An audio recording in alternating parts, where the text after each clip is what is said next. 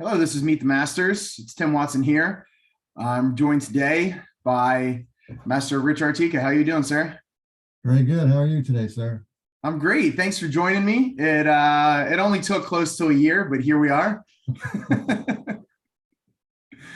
That was my fault. That's okay. I still don't think that you're the record. I think a couple others took over a year of just sending a message. I have a couple of people where every 3 or 4 months I'll send a message. It's like, hey, just checking in, seeing if you have some time. When a lot of time goes by, you kind of feel embarrassed to say anything. Maybe go away. That's okay. I'm slowly persistent. So we got it to work. And thank you for joining me today. Are you looks like you're at the home office today? Yes, yes. Awesome. How are things going this summer? Busy at all? Getting a lot of the stuff that we had put off for a lot of years, like getting painting done, yard work done, getting a lot of that stuff done. You have a couple month lull now that you've made it through the World Championships. All right, yeah. Looking forward to Kalahari, but it's good to have that break. Yeah, how was that this year? Obviously, our first World Championships in 4 years. Did you feel any more stress than you usually do going into a World Championships? Very stressed Yeah, because there's at the nationals there was a lot of ring rust with the judges, and I was worried that there was going to be problems with that at the Worlds. And there wasn't too much, but there was still some ring rust for the judges. did you have any issues with getting judges? With travel changing at the last second or anything like that, or was it not too bad? That's always the case. Although the way we have it set up now, we send out reminders, and a lot of people respond that they can't make it or they're going to be late. In the past, it was just big droves of people would show up. We'd have to cancel rings, and we didn't have that problem this year. Gotcha. Yeah, I was waiting for a judge, I remember, and then my step-in judge was Master Robinson. It's like, wow, okay. So it was interesting to have. He was awesome, but it was someone was like, "Were you worried about him being a corner judge?" I'm like, "No, Master Robinson. He just, he was there. He was put in there to do a job, and he did his job." And a lot of the senior masters don't really mind going in as a corner judge. Actually, they prefer it. Yeah, I mean, I think he rarely gets to do judging with being an arbitrator most of the time. Right. So. Right. One of the things I like to do, it's interesting. I've been on a hiatus. The last interview I did was Jen Leno back in December. Oh, okay. So you're kicking me back off for 2022. What I usually like to do is go back and get your story on how you started in the martial arts. Okay, how did I start? In junior high school and high school, I was bullied. I was in Catholic school to start in the elementary school days, and if you were gifted, they skipped you over a grade. And so I was younger. My birthday was in August, so I was 2 years behind everybody, 2 years younger than everybody else. So everybody thought I was a good punching bag, so to speak. I remember on one occasion, I was small enough that I could be stuffed in a locker. So I was stuffed in a locker, banging on there. I'm claustrophobic. I'm still claustrophobic. And when I got out, I searched out the person, punched him right in the groin, started to beat up on him. Then I had to go to the principal's office.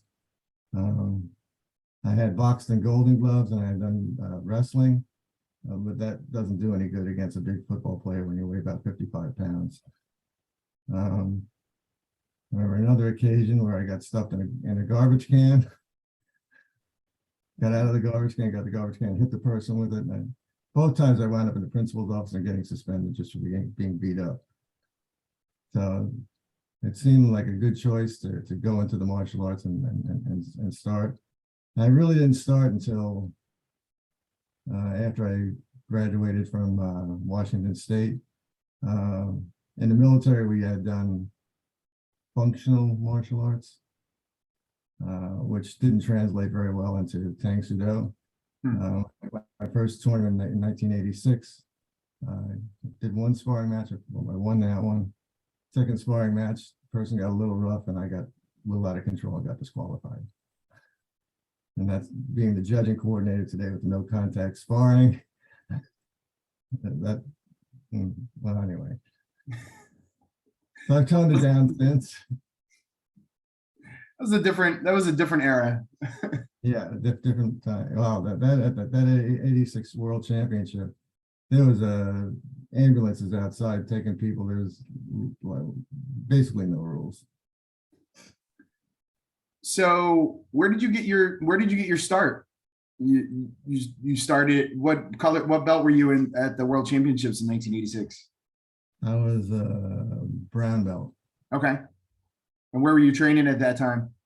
Training at the YMCA under Fred DiMuccio. Probably, he's an old timer. He's an old school person. Every first snow of every year, we'd go out and train in our bare feet for the whole class. When it was spring and it was raining out and thunderstorms and so on, we'd go out to a grassy field and do our jump kicks. And I'd come back with a nice green uniform. Wife wasn't too happy with that, but it was interesting. You know, you try to maintain your balance when you're flying through the air. And when you land, there's basically no way to keep from falling down. So he was an old school person. And where was his dojang located? At the YMCA and State College. State College. Okay. And so you got started, I guess, probably around like 1984, 85? It's more 83. 83. Okay. So from there, from 1983 to 1986, were you training on a regular basis? Yes. Yeah. And I was an assistant professor at Penn State at that time too. Okay. Just starting there. I started at Penn State in 79. You started, okay. So for those that don't know, what were you a professor in? Professor of plant molecular biology. Okay. In the plant science department. And this was a crazy, stressful type job as a publisher parish kind of position. If you didn't publish, you didn't get tenure, and you didn't have a job. So it was highly stressful. You had to publish and get grant monies in. I'd come home from work and just be mad at the world, and having such a great wife that I have. We cleared all the furniture out of the living room, put up a kicking bag, and I'd come home at like 11 o'clock at night and I'd be kicking at the bag. So I wouldn't go into work and kick anybody there, any students or any fellow professors or so on. So. Well, yeah, I mean, I guess obviously that's a great way to relieve stress. I have heard that I had a friend who, had to get their tenure. And how many times did you have to go through that process of figuring out how to get published and all of that? Well, for tenure, you had 6 years. If you didn't get tenure, you were gone. One shot and you're out. In my younger days, I was a very cocky person. Wouldn't know that today. For my PhD project, I published in Science, right near all the cancer research and all that. It was only one of the plant people that were in the journal. National Academy of Sciences, I published in that. Journal of Biological Chemistry, and all the gun type journals. And being the cocky one that I was, I worked my butt off as a grad student, 18-hour days, and published the papers. I came to my defensive thesis. I got my papers, I threw them on the table and said, "Give me your best shot." Passed the exam, no problem. Had a few of those professors in classes, and they made hell for me for the next few years. So but anyway, that carried on to my professor days. I was rejected from Cornell as a graduate student. I said I'd never make it as a grad student. And when I graduated from Washington State, when I graduated from Washington State, they had offered me a job at Cornell. And I said, no, I'm not taking Penn State. That's more my style. And they said, but this is an Ivy League university. Why don't you want to come to us? I said, I want to do it. And they really annoyed at me that I didn't take that position. But I'm glad I stood at Penn State. So that was a good place to be, a good fit. Yeah, and so you were there for how many years? 40 years. 40 years. And when did you retire? 4 years ago. 4 years ago. And loving the retirement. Yeah. Yeah. I do what I want. It's good. It's not highly overrated. It's a wonderful thing to do. I put it off and put it off. And Jeanette actually retired 6 years before me. No, she retired, 6 years before me, and I retired 4 years ago. So she's an overachiever. She's gotta be first. right. So let's go back to, you're in 1986, you go to the World Championships. Where does your training go from there? What leads you to eventually opening your own dojang?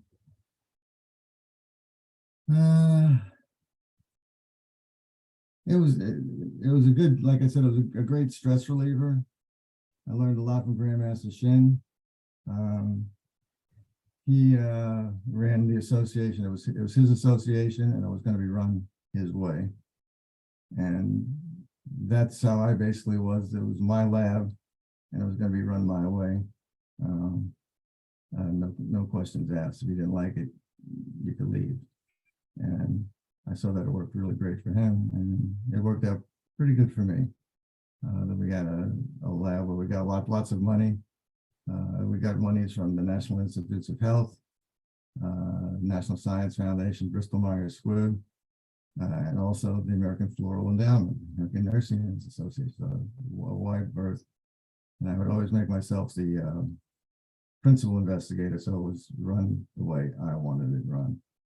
And Jeanette was my lab manager. She got to share in the day-to-day activities.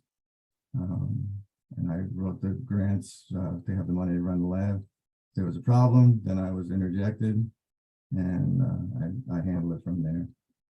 And so one example was one of the postdocs was not doing his job. He was just messing up things and wasting chemicals and so on.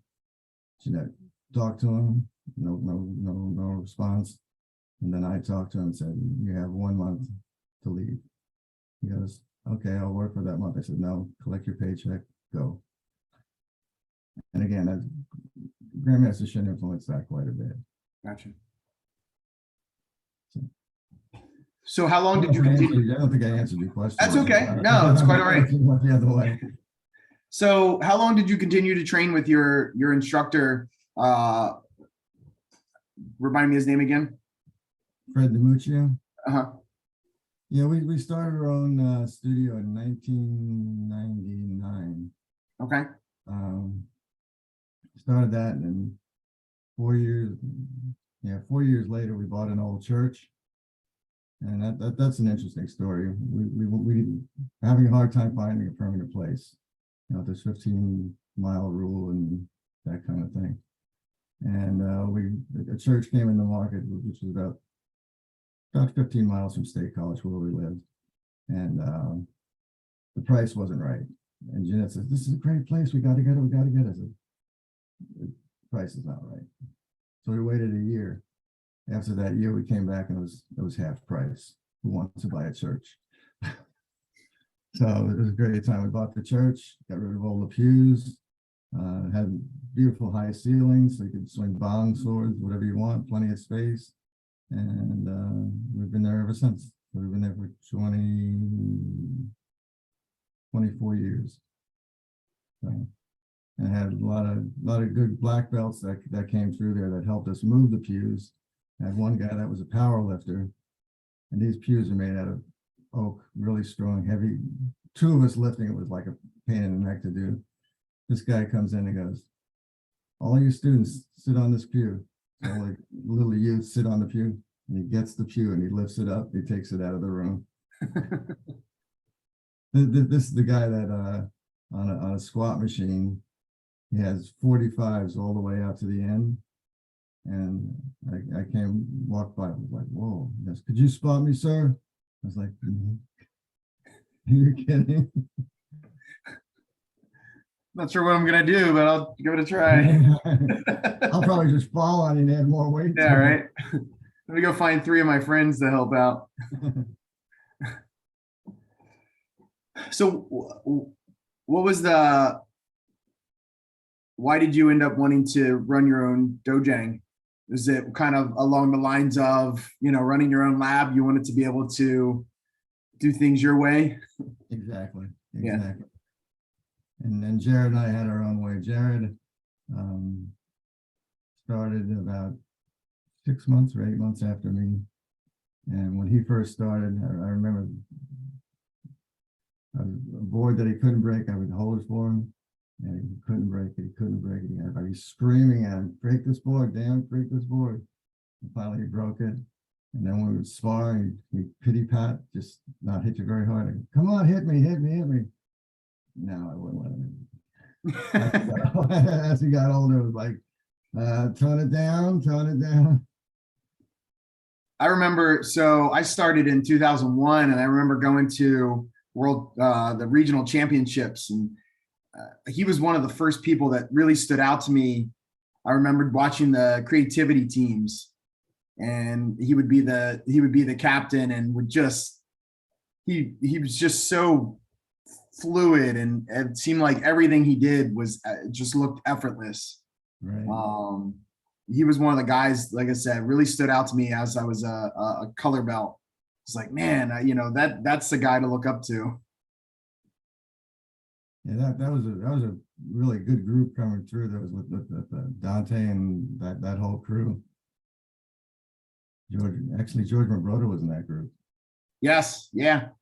I remember watching those groups of, like Muhammad and Yeah, Muhammad. Jared, Rob Massaroni, Antonio Borriello. It was a tough group. Yeah, it was definitely a group to look up to. And like I said, Jared was one of those guys that really stood out to me. Was he? I'm assuming he helped instruct at the dojang until he eventually left to do his own thing. Right. Yeah, he helped. He got his degree at Penn State in engineering. He's one of these smart kind of kids. Mm-hmm. We had like a 3.92 grade point average in the computer science department at Penn State, which is really hard to do. And so he worked in that field for a number of years, decided he didn't like it, and he opened up his own studio at a YMCA. That got him started. Now he's got over 200 students and doing a great job. Yeah, I can see why. I talk to him every couple months, and talking to you, I can see where he gets that very inquisitive. Like he's always has questions and is always trying to work towards, he's making things better. Right. So now I see where he gets it from. He's a little bit more into details than I am. Yeah. He's very, very, very, very detailed. So. Yeah, Mrs. Master Watson is the detail person in our relationship. As it seems like Jeanette is. Oh yeah. She keeps me grounded. So let's talk about her, and then obviously your 2 other kids as well. They trained for many years, and I think are both Samdans, right? Right. Yeah, they're both Samdans, and I'll give you an interesting story how Jeanette got into it. My younger son came up to her when he was a green belt and said, when I become an Edan and Dad becomes a master, you have to start. She said, "No, that's never going to happen." Rich is too busy with work, and Rick's not going to follow through. It's not going to happen. Well, when it did happen, he got his E done, and I got my master's same year. He goes up there and goes, time. And she had no choice but to start. So what year was that? Oh, I don't even remember. Pushing your memory. Yeah, 2000 and let's see, master 2002. Okay. 2002. So right around, yeah, that makes sense. I started in November of 2001. Yeah, everybody says that we were crazy because Jeanette and I would work together during the day, and then we'd have a studio at night. We'd be together at night, so we'd essentially be together 24/7. And people would say, "How do you get that to work?" It's just, for us, it did. A lot of people have say that if I tried that, I'd be divorced in a month. But it worked for us pretty good. Yeah, I mean, if you're doing something that you're passionate about, and it seems less like a job, it like you said, it works. Right. Now I know previous to that, a lot of instructors would end up having to split and open their own studios, to follow that path to get to master, and we'd have husband and wife masters at two different dojangs. So, I'm glad that they kind of changed that path and you have the opportunity to go other places. Although did she have her own dojang? Yeah, she started her own studio at the YMCA. That's not too far from our main studio. So we were going to have them as one, but Gideon said, no, you have to have two separate ones. Of course, I gave approval. It was only about 5 miles away, pretty close. So I gave approval, and so she has her own. So right now she takes care of mainly the younger ones. Once they get a little bit older and a little bit maybe harder to control, teenage years, or maybe a little older than that, they switch over to our dojang. Gotcha. So could you talk to us about the process? You come up through the ranks, and 2002, so not long after you started your own dojang, you get promoted to master. What was the training like getting there from Samdan and then going to master's clinic? Were you I know you as you're pretty avid as far as like your fitness goes, and I know you've touted being able to keep up with the Region 18 masters with their push-ups. So, well, let's see. It was a surprise for me to be invited to the master's clinic because Grandmaster Shin just out of the blue, I get this note in the mail that you're invited to the master's clinic. And I looked at Jeanette and I said, "Did you see this?" She goes, "Yeah." "You gonna do it?" I said, "I don't know if I'm ready." She goes, "Well, Grandmaster Shin obviously thinks you are, so you better do it." So then I got in there and did it, and the rest is history. Do you remember some of the people that were in your class?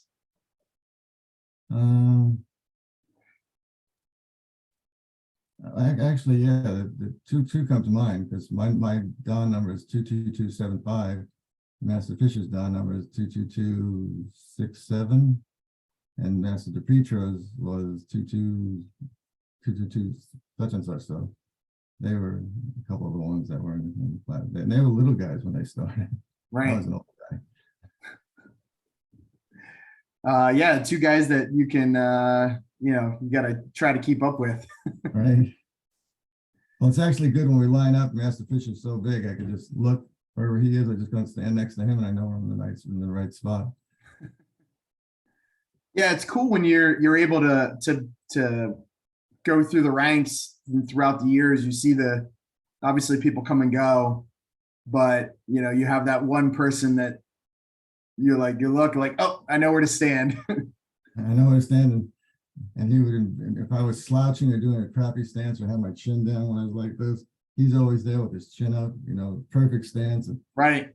if you force you to, wait, I gotta be like that. I gotta do that. I gotta do that. Yeah, the Craig Falschnott, he's the guy that I always look for. He's right. He is always right next to me. And obviously is that everything. So, but yeah, Master Fisher, he's another one that he's one of those guys that scared me when I was walking around at like regional tournaments. It's like, man, that guy looks really serious. And then, he can be serious at times, but you get to know him and he's pretty personable guy. He's pretty wild, Wild. At the youth camps, he handled the kids really well. They really enjoyed being around him. And I was co-counselor with him at a couple of youth camps.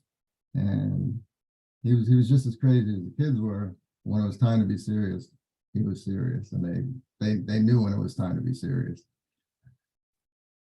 Yeah, you've had the opportunity to help run some of the youth camps in the past.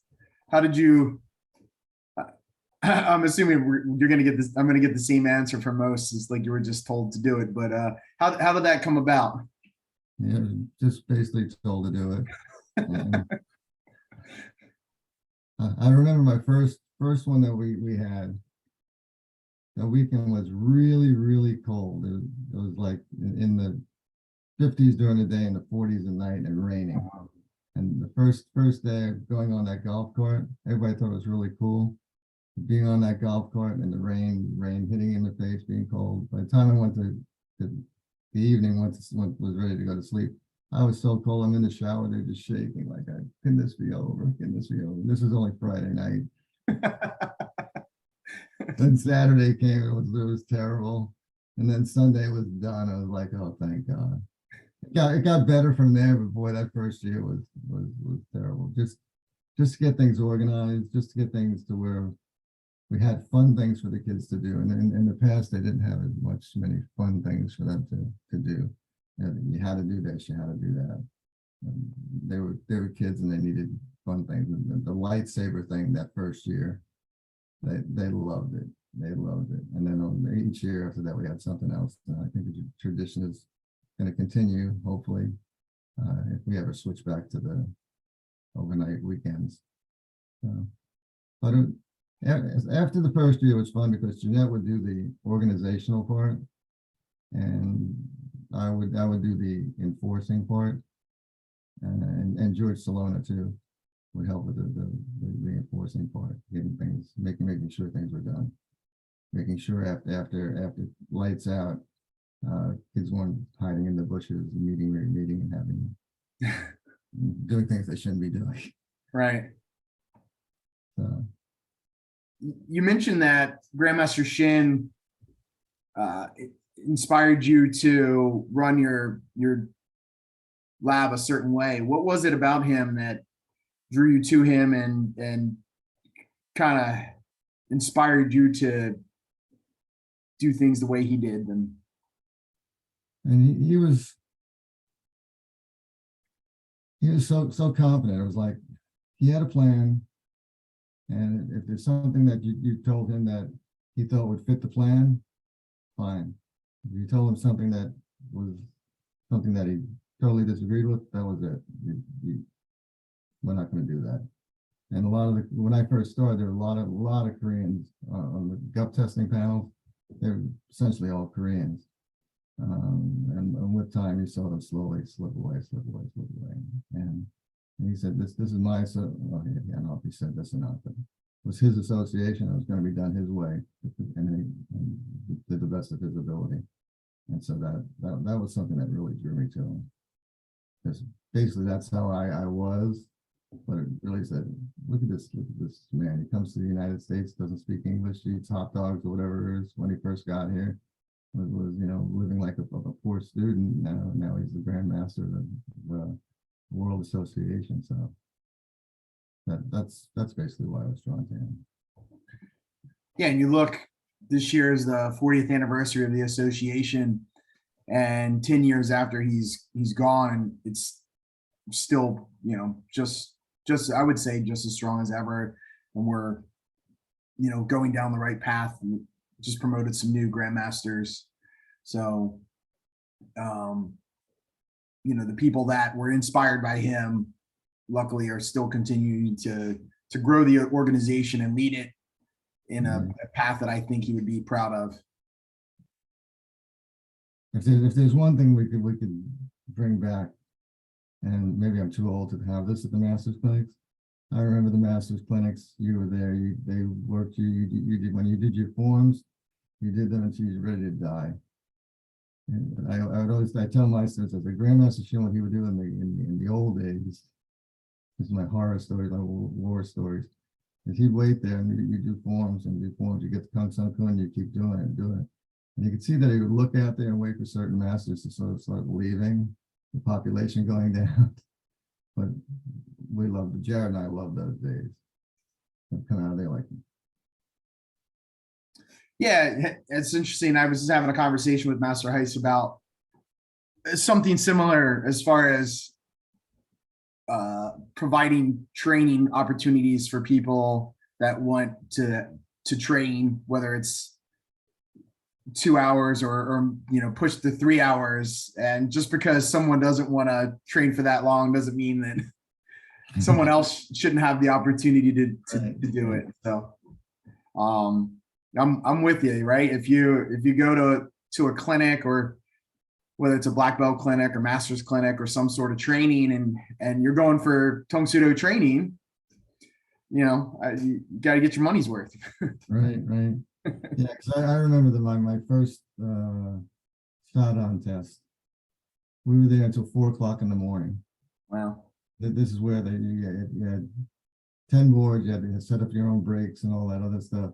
And we just went nonstop action. And actually, at the end of the test, we went back to this old hotel, which is no longer there.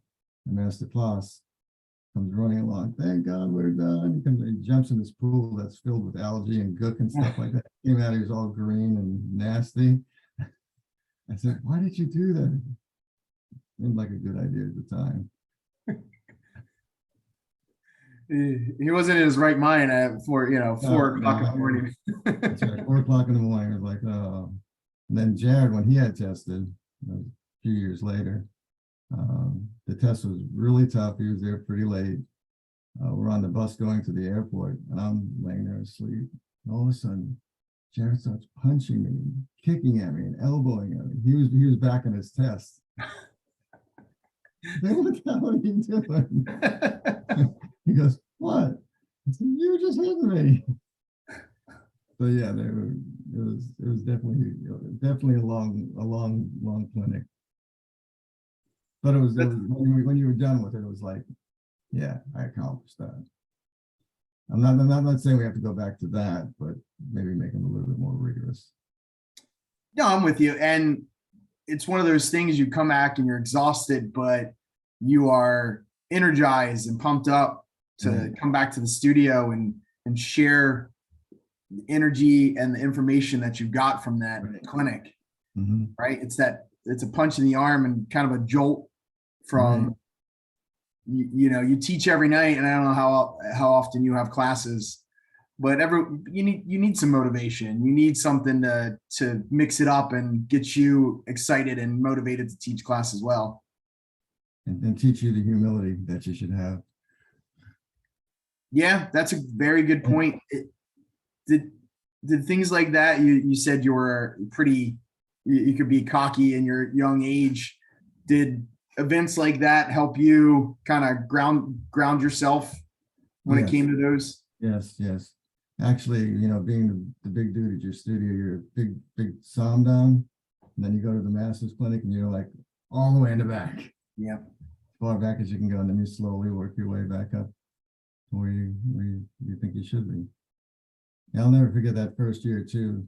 We weren't allowed to wear shoes the entire clinic. I mean, walking to the lunch and dinner and so on, you were, but on the training floor, my feet were so sore by the end of that first year.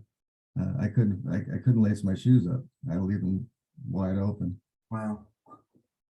Let alone put in dress shoes, wearing dress blues on the way home. Yeah, like, oh, that was terrible. yeah, I think it's a good thing to like you said, to give you that dose of humility and just to remind you that there's always a little bit more on the path if you want it. It's not an easy path, right? And Right. as an instructor, I'm sure you've seen your fair share of students come and go throughout the years, and almost what 40 years of training. Right. Yeah. Yes, it was 30 years as a black belt, but with COVID in there, actually, it was actually 35 years as a black belt. So. Gotcha. What do you attribute to your longevity in the martial arts? I tell everybody, once it gets in your blood, you feel bad when you're not doing it. And actually now that I'm older, I can't jump as high as I used to, do certain things that I couldn't do in the past. I still try to do the best I can. And in teaching class, I'll show the jump kicks. I can still jump, not as high as Jared, not as high as some of the young bucks or you or anybody like that. But I can still jump. I still attempt it. But what I will do is when I really want to show something, I'll demonstrate and say, this is how I do it now, but this is how I used to do it. I stunt double in one of my sometimes the Sadans comes up, come on up, and they jump up and fly like you do. Trust me, I have those stunt doubles too sometimes. Most of the time, I and it sounds like you're in the same mind frame of I try to anything that I get my students to do, I like to be able to do it myself as well. Right. Right. That's what I tell all the instructors. I say, don't tell somebody to do 50 push-ups if you can't do the 50 push-ups. Don't do that. I said, if I can't do the 50 push-ups, I say do 40, and I'll do them with them. Don't just stand up there. I'm instructor. Just do like I say, not as I do. So. Absolutely, and I've always appreciated that about you, that you're always willing to jump in and do things, you know, right along with anyone else. And I appreciate that in any martial artist and instructor, be able to, like you said, walk the walk and not just stand up there with your thumbs in your belt and tell people what to do. Well, Grandmaster Shin at the Masters place, he would say things that no one else could say. I'll never forget him saying, posture. You're supposed to walk with posture. You're supposed to walk proud. You're supposed to be your young proud. Don't walk like duck. And he make fun of the people that walk like that. Lose weight. You know, take care of your body. And he always emphasized that. And he walked the walk and talked the talk too, because he got a little chubby there for a little while there, but he lost it and good inspiration. The one thing that frustrates me is that I'm older now and my body parts aren't working quite as well. I still want to do certain things that I can't do. So that's the only frustrating part about it. Anything in particular that you can't quite do anymore? In Young's, the stances being as deep as we used to do them. Jared and I used to go side by side. We can't go side by side anymore. I still go fairly. I don't stand straight up like some people may do, just because of injuries or so on. But not as low as I used to be. I look at some of the pictures from 10 years ago when I was in my 60s, and I was that low, and I tried to do it. And it's like, no, my knees aren't going to tolerate this. Well, so how old are you now, sir? I'll be turning 72 next week. Yeah, so I think that most of us will be pretty happy to be as active and motivated as you are and mobile as you are at 72. And I think there's probably some people in their 60s and 50s that wish they were as mobile as you are at 72. But it does that comes with, there's some things you can't do, but I'm sure there's plenty of things that you are still able to continue to do because you've kept up a fitness regimen throughout the years. Right, right. Yeah, I still keep trying to stay as fit as I can. My eating habits still aren't the best. Got a wife that tries to push me to do better with that, but it's okay. Yeah, that's all right. Yeah, you gotta cheat every now and then. Um, Talk to us about your time being the judging coordinator. When did that start? Oh, Your or you can very- roughly how long it's been going? it's been 10 years, 15 years, somewhere around there. I'll never forget when it was after the Masters clinic. We're sitting outside of the bar at the airport. Grandmaster says, "Come here, sit down next to me. Yes, I want you to be the judging coordinator." I said, "No, for Region 8, that'd be great, sir." He says, "No. Whole association, we got to get this under control." And so I said, "Oh," he says, do you have time to do it?" I said, "Well, yeah, I can do it." He goes, and no be pansy with this. You have to be tough. No be pansy. I said, I'll back you up. And he did. He got me in trouble a lot of times. Actually, He got you in trouble? yeah, he got. So what did that entail? Because there really wasn't a certification program at that point, right? No, there was basically nothing. Maggie ran things her way. When they did the mock certificate, they weren't really certifications. First time she asked me to talk in front of the group, and I had a PowerPoint prepared and all this notes and everything prepared. Just 5 minutes. That's good enough. You don't need to talk to them too much. They know everything, and they didn't know everything. And the rule book at the time, if you look at the old rule books, information is scattered throughout. There's nothing organized about it. So we organized the judging manual, got the certification programs going. In Region 8, we made it tough that you can fail. Not everybody passes, and not everybody's happy. One time, Grandmaster Shin at one of the championships said, "Go see how many people and especially masters have the judging patch on them. Certified as corner, regional center, international center." So I go out there with my little notepad and say, "Well, probably about 20% have it on." I thought so. We're gonna have to get stricter with that. And so a lot of little things. He said, I was the hitman, so to speak. No contact. I don't want any contact. Well, you know how that goes. People think I made that rule. I did not make that rule. Let it be known that it was not his, he enforced it because he was told to. I was told to. And having to be certified as international judge in order to be eligible to go to the Masters Clinic. I did not make that rule. Everybody thinks I just snuck that in there. I didn't sneak that in there. It was Grandmaster Shin that wanted that in there. And so things like that. So, but we enforce it. I think we've gotten a lot better. We've got a ways to go, but I think we've gotten a lot better. But the written test, if you don't pass the written test, you don't pass. You have time to take it.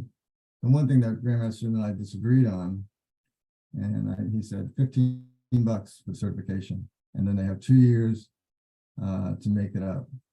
I said, "Grandmaster, how about $50? He goes, 15 is good. I said, "How about 25? He goes, 15. That was the end of the conversation. So what association could you go to where you get a certification process? You have 2 years to make it up. You could keep testing and testing and testing and testing for $15. It's just, I don't know. He would always tell me, "You know what the C stands for in my name?" Chul. I said, "Chul." He goes, "No, cheap. J cheap Shin." Yeah, and to this day, it's still $15. I'm still looking to change it to where it's around $25. You fail it, you can take it again, but you pay $25 again. A lot of people are using the certification practice as like a practice run. I've had a number of people that have come in and failed it, come back and fail it again, come back and fail it again. Because they're not practicing. The only way you get better is to practice. You know that. So I think we've made some pretty good strides with the judging.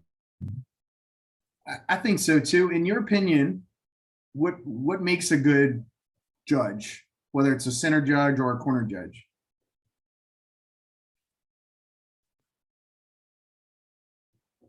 Well, confidence is the main thing. Being confident, but not being cocky at the same time. There were confident ones. I use Muhammad you and your group as being very confident. When you're in there, you're confident. You have an air about you that you're in charge, and listen to what I have to say. If I make a mistake, tell me I made a mistake, and we'll take care of it. Being confident and going by the rules and basically doing your job. There's certain people that are cocky and they think they're doing their job, but they're just bossing people around. And they, I'm right, you're wrong. I'll never forget there was a championship in Aruba where I was the center judge and Grandmaster Shin was watching not too far away, like, under the gun. And I saw a point to one side and the other 4 judges saw a point to the other side. And this guy got in my face. And I'm trying to be composed and not scream back at him, just trying to, one of the other masters came in and jumped in there and separated us out. And Grandmaster Shin said, "You did good. That's what you do." So Yeah, it's tough. It is one of the things that I think people need to remember is that, one, it's a volunteer job, right? You go in, we love to do it, and we love to provide the opportunity for students, and I enjoyed competing when I competed, but we put our time in to practice and get ready, and we're not getting paid to be a judge. We're all human. And I tell the judges that I work with, whether I'm a corner or a center, whatever it is, that we're all working together. And I've had people come up to me afterwards and be like, "Yeah, I was a corner for this person and they did this." And I was like, "Well, did you say something?" It's like, "No, I didn't this time." It's like, next time you got to say something, right? Like, speak up. Because like for me, if I make a mistake, I want someone to let me know that I made a mistake, right? Exactly. That's why there's 5 of us, is not, we're not perfect. So having a team around you is important. And it is a team. It's not just the center judge runs things, but you're a team. You work together. If you don't work together as a cohesive unit, it's not a good thing. And if you don't know the rule book, that's a really important thing. And I always use this Master Fisher. He always has that rule book. Whether he's an arbitrator, he's just walking around, he'll pull it out and he'll have it earmarked to a certain page. Right here, it says this. So know the darn rule book. Right. Yeah, I still remember he found a video of and he gives the example of someone making a mistake or letting someone came up and told a judge to do one thing. And, I'll tell you that story goes on. Well, that was me. At least one of the times. I know it was my student that was videotaping it. She was so happy to be there. She was videotaping everything. And one of the senior masters comes up to you and says, "No, he can do this." And you talk a little while and then, yeah. That's why I tell everybody that there's video and there's also audio. Sometimes you can catch the audio on a lot of this stuff, and you just don't do anything stupid like that. Yeah, it was one of those, it had to happen once, and I would never make that mistake again. I remember coming up to him afterwards and said, you were talking about me, right? And he gives me the Master Fisher eyebrow, like I was like, "Yeah, Yeah, he's like, just come to me next time, just ask for help. And that was the lesson, right? Like that there's arbitrators, there's people in place to help you out and be the bad guy. Right. Yeah, exactly. Yeah, that's interesting. Yeah, I use that in my talks all the time. I don't use your name. I know. And and I've joked about it with you and with Master Fisher plenty, but you gotta like I said, we're just human. We're no one's perfect. Mistakes happen as long as they don't happen again. So what's the focus now as far as judging? Are you obviously you're working towards regionals? Is there anything that you're working on improving? Oh, actually, I just kind of thought about it. We're starting to do the timekeeper certification, scorekeeper timekeeper certification. Yes. We already have patches that are designed for that already. So I have some of my students already have them. oh, that's right. We have one in your studio. Yeah, Master. Get that out there. Yeah, Aaron did the test run. Right. Yeah, and I tell everybody the center judge is very important. Scorekeeper is also maybe second as far as importance. If the scorekeeper screws up, then it's big problems. If they add something wrong and it gets to the head table and this person should have grand champion and they didn't get grand champion because someone screwed up over here. It's really important. And for years it just was, okay, just scorekeeper time, just get in there and do it. Well, I've never done it before, just do it. And a lot of mistakes were made over the years. You're right. I would argue that it's probably the most important part of it because, like you said, people come for a great experience, and we try to provide that. But sometimes, like you said, mistakes are made, and one of the things that I know, like the arbitrators always say, is like there's never an easy, like there's never going to be a resolution where everyone's happy if you make a mistake. Right. So there's video that's there. And the parents are always videotaping the kids' scores, so that they have the scores right there. Right. If you say this person won and that person didn't win, they say no, it's the reverse of that. Yeah, these scores. I know you can't use it, but it's obviously a mistake that should have been checked. It's interesting. I noticed that at Worlds there was a person that was they were taking a picture of every score that was given. Yeah. So yeah, like you said, it's the age of social media and having a powerful camera at your side at all times. A lot of times they'll get some of the audience will get pictures of a master that's sitting there judging, and they might have just closed their eyes to rest their eyes for a minute, like in between, and you'll see that look, this person was sleeping. No, they weren't sleeping. They were just resting their eyes. When the match was going on, they were wide awake. Right. And that's where the arbitrators come in too. That someone might complain about something, but it might just be a snippet. It's a small problem that might have happened. The arbitrator will come and wait there. And if it's not a problem, then they don't do anything. If it is a problem, then they take care of it. At the past World, there was a few rings, black belt divisions, that the contact was getting a little tough. Well, let's say a lot tough. So I stood there for a while and I got the center judge and said, "You can't let this happen." But they're having fun. I said, "Yeah, someone's going to get hurt," because they were just it was almost full contact. And they finally toned it down a little bit. I left and came back and he goes, "I tried. I'm trying." But a lot of times the energy of not having tournaments for so many years with COVID, everybody's getting into that spot, especially the black belt division. The next day for the cup divisions, it wasn't quite as bad. Right. Gotcha. Yeah, it's we're going into, I forget that U.S. Nationals took the place of the regional tournament last year. So we did have a tournament at a Kalahari, but it wasn't an official regional event. So this year, the Region 8 championship. I know.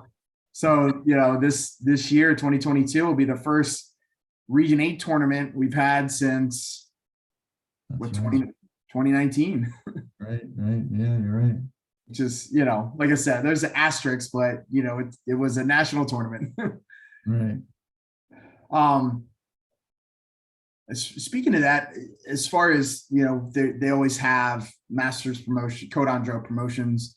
Do you have is Andy coming up for promotion yet? I know he's been through the process. Andy Kasiba. Yeah, Uh, he'll be promoted at the Kalahari. awesome. Is that outside of Jeanette? Obviously, is he your first person to go to Saddam? Actually, Jared was my first. Okay, yeah. Outside of your family. Um, Dr. Baker, Jeff Baker. Oh, okay, yeah, right. So that's right. He promoted at nationals, right? Right. Yeah. Okay. And he just had hip surgery. He had hip surgery 2 years ago, 2 or 3 years ago. And I think it was, he won't say this, but I think it was a botched hip surgery because he was in pain for like 2 years. I mean, he'd come to class, he wasn't walking normal anymore. And he just had redone, and he was there the other night, and it looks like he's better. So Good. But then I have one other person that was testing with Andy, Crystal Wenrick, Yep. and she's had some health issues, so she had to step back. Seems like we have a lot of people with heart problems in our class. Well, Dr. Baker had a triple bypass surgery a while back, and he'd be standing there and drilling, and we'd stop for a break, and I'd say, "You okay, Jeff?" "I'm fine." I said, "You don't look fine. You need to sit down." I'm okay. I'm just in a little AFib. I was like, "No, sit down now, immediately." And I've had several others that act the same way. Just sit down. yeah, that's another skill is trying to figure out like, hey, you don't look so well. Right. I'm not a doctor, and you're a doctor, but I'm the instructor. I'm the chief instructor. You're gonna listen to what I say. Sit down. And then with Jeanette, she has Raynaud's, where your circulation basically. Yeah, Aaron has it as well, actually. Well, she's doing some weird stuff in class one day, and I stopped and I said, "What are you doing?" She goes, "My feet really hurt." I said, "You're just too tired. Just suck it up. Just do it." It wasn't loud for everybody to hear. I looked down at her feet, and they're white like this piece of paper. Yep. And it's like, oh my God. So interesting. Yeah, it's interesting. Well, like I said, Aaron would be the same way, was sitting there and her feet will be like pale white. Right. All right. So believe it or not, we're getting to the hour mark. So I want to wrap it up. Is there anything in particular you wanted to touch base on before we finish today? I think we covered a good bit. Yeah. One thing, no matter how old you are, just hang in there. Keep trying. You can always adjust your technique to fit your we all have many injuries, but to deal with the injuries and so on, whether they be physical, mental, whatever, physical and mental. Don't let that stop you. Don't sit on the sidelines. Just try the best and do the best you can. Awesome. I think that's great advice. And I tell that to people all the time. It's like, oh, I'm too young. I'm too old to start martial arts. It's like, no, you're not. I know that's what I get. A lot of the kids will be taken, and then the parents, I was like, "Why don't you try it? You look like you really want to do it." "I'm too old to do that." I said, "If I could still be doing it, you could be doing it." And so, and I actually force my students, if you're going to become a black belt, you have to attend one championship. You have to compete one championship. You have to. It's no ifs, ands, or buts. Some people go, "Well, why?" I said, you go there and you have 5 judges staring at you doing your young. You have judges staring at you doing your weapons. You have judges staring at you doing your sparring. And they're not always the friendliest faces if you're doing something wrong. So. Yeah, I agree. I like that as well. I don't enforce that, but I might start doing that. I always encourage people, but yeah, I do that, and people say, that was good. That I actually liked it. And what I also do too is, I remember back to the old days when we didn't have the embroidered belts. We just had black belt with the stripes on it. Mhm. What I do, there's a 6-month probationary period. So when someone passes, they get a black belt with no embroidery on it. You make the probationary period, then you get your embroidered belt. And a lot of people will stay just to get that embroidered belt. They may leave, but a lot more just stay after that 6 months. They go, oh, wasn't that bad. Yeah. Right. I could work for the next belt. I could work for the next belt. So, I like that. It's just, you know, it's just another carrot to dangle to right. where you go from getting a colored belt every so many months Right. to then it's like, all right, what's it going at 2 years? You know, they've been programmed for however many years to work towards a new belt. So it's a different challenge. Right. Right. Well, I want to thank you for joining me, sir. I appreciate you taking the time out and sharing. And I'm sure I'll see you at an instructor's class or at least coming up soon at Kalahari. That's right. You're going to be there, right? Yes, we'll be there. Oh, we gotta have our best judges there. So Yeah, we'll see. I don't know about the, you know, I'm the assistant regional director this year. I oh, don't that's know if, right. That's right. I'll have to get a hall pass from Master Heiss. We'll have to twist their arm. That's right. You'll have to be like, hey, I really need him. Well, they picked Anna Sedianto for the World Championship. They put her as an arbitrator. It's like, no, you can't put her as an arbitrator. We need her as a judge, man. Awesome. Well, thanks again, and I will see you soon, sir. Thanks, sir. Take care. Thanks, sir.